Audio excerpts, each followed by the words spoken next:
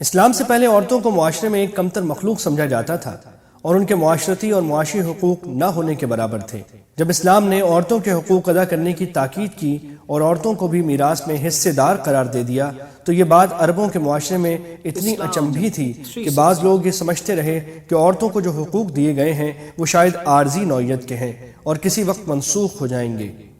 جب ان کی منسوخی کا حکم نہیں آیا تو ایسے حضرات نے حضرت صلی اللہ علیہ وسلم سے پوچھا۔ اس پر یہ آیت نازل ہوئی جس میں یہ واضح کر دیا گیا کہ یہ احکام عارضی نہیں، ہمیشہ کے لیے ہیں۔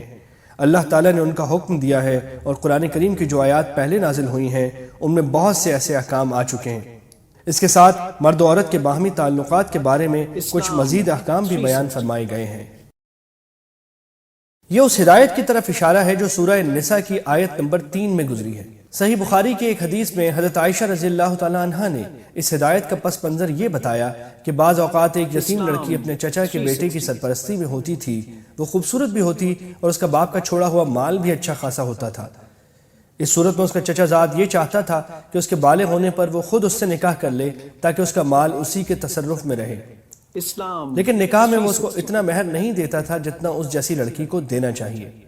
دوسری طرف اگر لڑکی زیادہ خوبصورت نہ ہوتی تو اس کے مال کی لالچ میں اس سے نکاح تو کر لیتا تھا، لیکن نہ صرف یہ کہ اس کا مہر کم رکھتا تھا بلکہ اس کے ساتھ ایک محبوب بیوی جیسا سلوک بھی نہیں کرتا تھا۔ اوقات کسی شوہر کا اپنی بیوی سے دل نہیں ملتا اور وہ اس سے بے رخی اختیار کر کے اسے طلاق دینا چاہتا ہے۔ اس صورت میں اگر بیوی طلاق پر راضی نہ ہو تو وہ اپنے بعض حقوق سے دستبردار ہو کر شوہر سے صلح کر سکتی ہے، یعنی یہ کہہ سکتی ہے کہ میں اپنے فلاں حق کا مطالبہ نہیں کروں گی مگر مجھے اپنے نکاح میں رہنے دو۔ ایسی صورت میں شوہر کو یہ ہدایت دی گئی ہے کہ وہ صلح پر آمادہ ہو جائے اور طلاق پر اصرار نہ کرے، کیونکہ مصالحت کا رویہ ہی بہتر ہے۔ نیز اگلے جملے میں احسان کی نصیحت فرما کر شوہر کو اس بات کی ترغیب دی گئی ہے کہ وہ دل نہ ملنے کے باوجود بیوی سے نباہ کرنے کی کوشش کرے اور اللہ سے ڈرتے ہوئے اس کے حقوق ادا کرتا رہے تو اس کے لیے دنیا اور آخرت دونوں کی بہتری کا ذریعہ ہوگا۔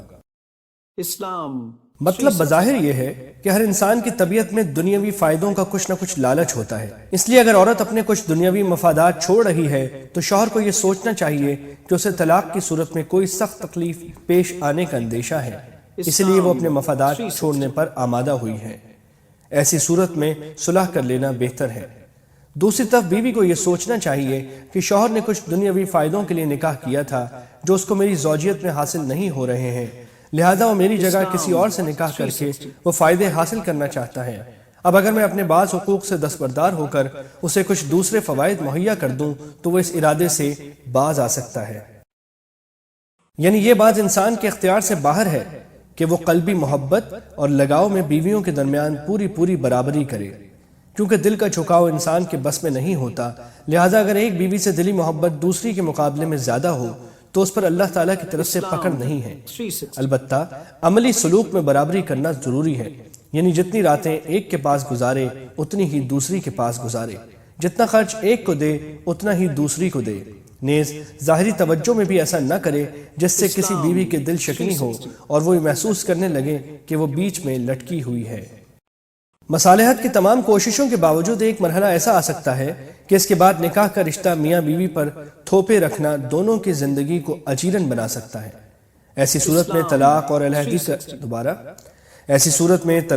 علیحدگی کا راستہ اختیار کرنا بھی جائز ہے، اور یہ آیت اطمینان دلا رہی ہے کہ جب خوش اسلوبی سے جدائی عمل میں آ جائے تو اللہ تعالیٰ دونوں کے لیے ایسے راستے پیدا کر دیتا ہے کہ دونوں ایک دوسرے کی ضرورت سے بے نیاز ہو جاتے ہیں۔